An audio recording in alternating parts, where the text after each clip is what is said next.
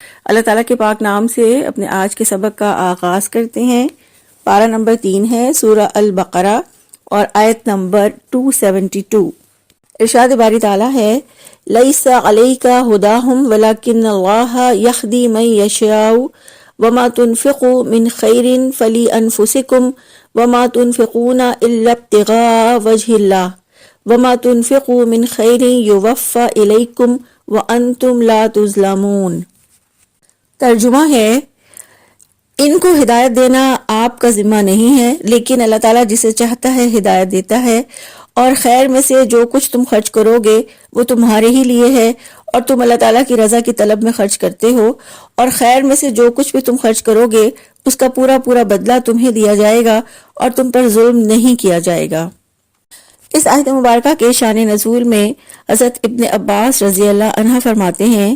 کہ نبی کریم صلی اللہ علیہ وآلہ وسلم یہ حکم فرماتے تھے کہ صرف اہل اسلام پر صدقہ کیا جائے، یہاں تک کہ یہ آیت نازل ہوئی کہ لوگوں کو ہدایت دینے کی ذمہ داری آپ کی نہیں، تو آپ صلی اللہ علیہ وآلہ وسلم نے پھر یہ حکم دیا کہ جس مذہب کے پیروکار بھی تم سے سوال کرے تم انہیں صدقہ دے دیا کرو۔ تو اس آیت کے شان نزول سے پتہ چلتا ہے کہ مسلمان غیر مسلم رشتہ داروں پر خرچ کرنا جائز نہیں سمجھتے تھے، تو اللہ تعالیٰ نے واضح کر دیا کہ غیر مسلم رشتہ داروں کے ساتھ بھی صلہ رحمی کرنا اجر کا باعث ہے،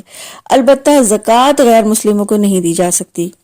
اس آیت مبارکہ میں اللہ رب العزت نے رسول اللہ صلی اللہ علیہ وآلہ وسلم کو مخاطب کر کے فرمایا ہے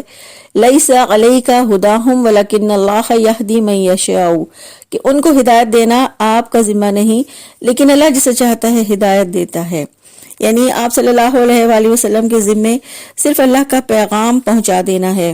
کیونکہ بنی نوع انسان کے دل صرف اللہ کے اختیار میں ہیں، اور اللہ تعالیٰ کی مخلوق کے پاس یہ اختیار نہیں کہ وہ کسی کو ہدایت دے یا گمراہ کر دے۔ تو ہدایت دینا اللہ کا کام ہے، جو مخلوق کا خالق ہے وہی دلوں کو موڑ سکتا ہے۔ رسول اللہ صلی اللہ علیہ وآلہ وسلم کا کام اللہ کا حکم پہنچا دینا ہے،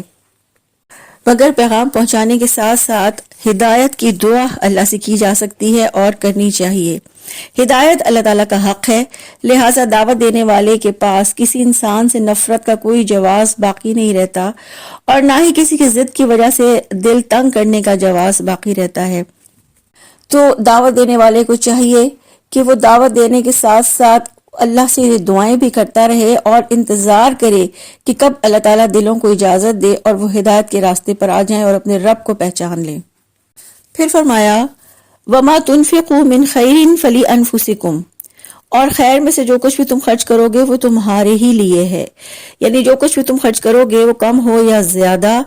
یہ مال جو تم مسلمانوں پر خرچ کرو یا کافروں پر خرچ کرو وہ تمہارے ہی لیے ہے، یعنی تمہیں اس کا پورا پورا اجر دیا جائے گا، پورا پورا بدلہ دیا جائے گا۔ اس خوشخبری سے دنیا میں انسان بخل، دل کی تنگی اور حرص جیسی بری عادتوں سے بچ جاتا ہے، کیونکہ اس کو پتا ہے کہ آخرت میں اسے اس کا کئی گنا اجر ملنے والا ہے۔ اس طرح وہ اجر کی خواہش میں اور اللہ کی رضا کے لیے دنیا میں پھر دل کھول کے خرچ کرتا ہے۔ پھر فرمایا وَمَا تُنْفِقُونَ إِلَّا ابْتِغَاءَ وَجْهِ اللَّهِ، اور تم اللہ کی رضا کی طلب میں خرچ کرتے ہو۔ اللہ کی رضا کی خاطر وہ مال خرچ کرتا ہے جو دنیا میں اس کا بدلہ نہیں چاہتا، اور وہ ایسی مدات میں خرچ کرتا ہے جہاں سے اسے واپسی کی امید نہیں ہوتی۔ اس سے ہمیں یہ پتہ چلتا ہے کہ مومن کے خرچ کی بنیاد صرف ایمان اور اللہ کی رضا ہوتی ہے، یعنی وہ اللہ کو خوش کرنے کے لیے اللہ کے بندوں پر خرچ کرتا ہے، اور پھر اپنے ایمان کی وجہ سے وہ لہو و لعاب کے کاموں پر خرچ نہیں کرتا، اور نہ ہی ایسے کاموں پر خرچ کرتا ہے جن سے اللہ کی ناراضگی ہو۔ تو یہاں سے یہ بات ذہن میں رہنی چاہیے کہ اللہ کی راہ میں جو بھی مال خرچ کیا جاتا ہے اس کا اجر صرف اسی صورت میں ملتا ہے اگر اسے اللہ کی رضا، اللہ کی خوشنودی کے لیے خرچ کیا جائے۔ اگر لوگوں کی رضا کے لیے، لوگوں کی خوشی کے لیے یا دکھاوے کے لیے مال خرچ کیا جائے گا تو پھر وہ شرک بن جائے گا، کیونکہ رسول اللہ صلی اللہ علیہ وآلہ وسلم کی حدیث ہے جس نے دکھاوے کا صدقہ کیا اس نے شرک کیا۔ پھر فرمایا وَمَا تُنْفِقُوا مِنْ خَيْرٍ يُوَفَّى إِلَيْكُمْ وَأَنْتُمْ لَا تُظْلَمُونَ، اور خیر میں سے جو کچھ بھی تم خرچ کرو گے تمہیں اس کا پورا پورا بدلہ دیا جائے گا اور تم پر ظلم نہیں کیا جائے گا۔ آیت مبارکہ کے اس حصے کا مقصد یہ ہے کہ نیک نیتی اور اخلاص کے ساتھ ہر صدقہ قبول ہے، اور قیامت کے دن اللہ تعالیٰ اس نیک نیتی کا پورا پورا اجر دے گا۔ رسول اللہ صلی اللہ علیہ وآلہ وسلم نے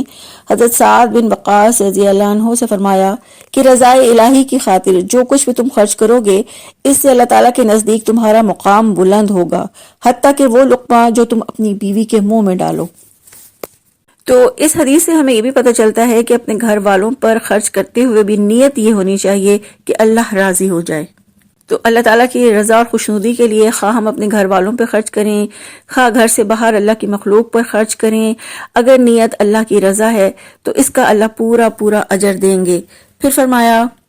وَأَنْتُمْ تُظْلَمُونَ، اور تم پر ظلم نہیں کیا جائے گا، یعنی تمہارے گناہوں میں اضافہ نہیں کیا جائے گا اور تمہارے نیک اعمال میں کوئی کمی نہیں کی جائے گی، اور تمہاری اس نیکی کے بدلے تمہیں دوزخ کے عذاب سے بچا لیا جائے گا۔ تو اس آیت مبارکہ سے ہمیں یہ پتہ چلتا ہے کہ اسلام نے بلا امتیاز مذہب معاشی تعاون اور امداد کے دروازے کھول دیے، یعنی اسلام نے ایک ایسی فضا میں مذہبی آزادیوں کا اصول متعین کیا ہے جہاں جبر و تشدد نہ ہو، اور ایک ایسی فضا جہاں مذہبی رواداری ہے، ایسی فضا جہاں اللہ کی رضا کے لیے غیر مسلموں پر بھی خرچ کرنے پر اجر ہے۔ تو اس طرح غیر مسلموں پر خرچ کر کے اللہ کی رضا اور خوشنودی کے ساتھ ساتھ ہم اسلام کی تبلیغ بھی کر سکتے ہیں، اس طرح معاشرے میں ہمدردی اور رواداری کو پروان چڑھا سکتے ہیں، غیر مسلموں کے دلوں کو نرم کر کے اسلام سے ان کی دشمنی کو دور کر کے انہیں اسلام قبول کرنے کی طرف راغب کیا جا سکتا ہے۔ اللہ تعالیٰ سے دعا ہے اللہ تعالیٰ ہمیں اپنے دین میں دن رات بڑھ چڑھ کر زیادہ سے زیادہ مال خرچ کرنے کی توفیق عطا فرما دیں، آمین۔ سبحانک اللہم و بحمدک، نشہد ان لا الہ الا انت، نستغفرک و نتوب الیک۔ السلام علیکم ورحمۃ اللہ وبرکاتہ۔